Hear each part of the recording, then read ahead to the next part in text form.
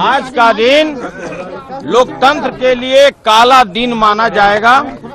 आज जो यह सदन में हुआ, लोकतंत्र के मंदिर में हुआ लोकतंत्र की हत्या, यह अभूतपूर्व है।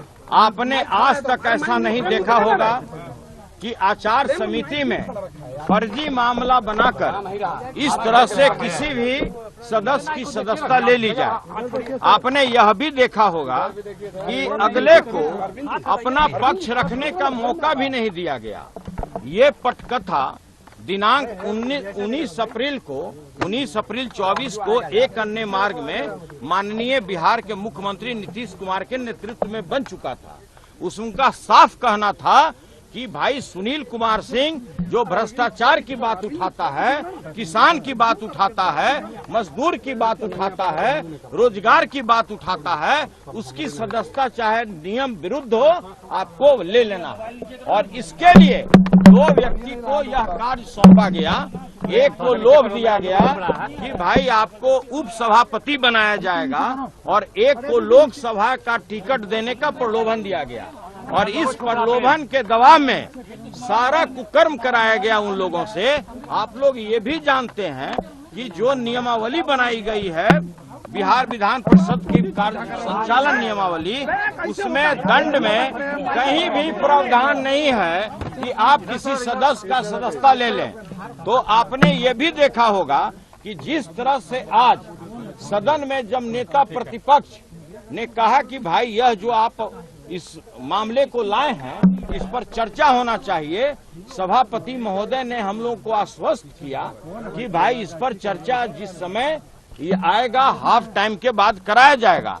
लेकिन उसको आनन फानन में हाफ टाइम के पहले ही हाँ ना करके समाप्त करा दिया गया। मैंने उठ करके बोला कि भाई जिसको फांसी दी जा रही है कम से कम उसकी बात तो सुन लीजिए।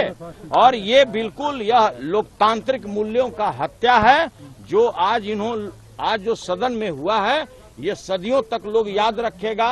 आज यह सदन का बिल्डिंग भी कह रहा है कि न्यायपूर्ण निर्णय हुआ है।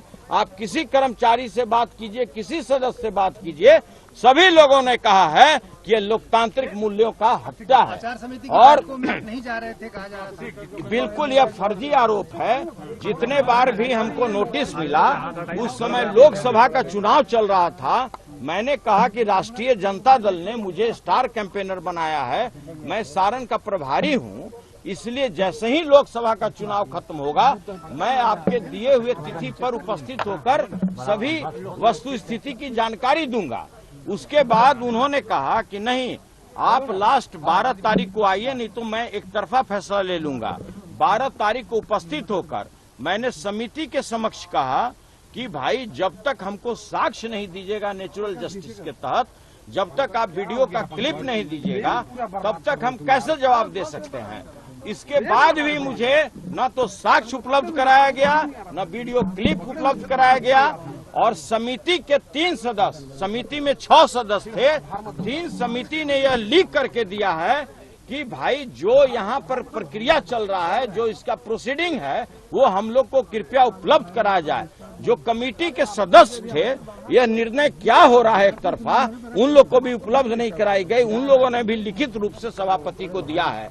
इतना ही नहीं, आपने ये भी देखा होगा कि कहीं भी दंड में, कहीं भी उसमें निष्कासन का और किसी भी तरह का सदस्यता उसका लेने का कोई प्रावधान नहीं है। इसमें दंड में स्पष्ट लिखा हुआ है। लेकिन इस तरह से गैर कानूनी कार्य करके नीतीश कुमार जी के दबाव में, आप अच्छी तरह जानते हैं कि जिस तरह से यहाँ भ्रष्टाचार व्याप्त है, लगातार हमारी राष्ट्रीय जनता दल यह मामले को सदन में उठाती थी, हम लोग इस मामले को उठाते थे और इसी का खामियाजा हमें भुगतना पड़ा।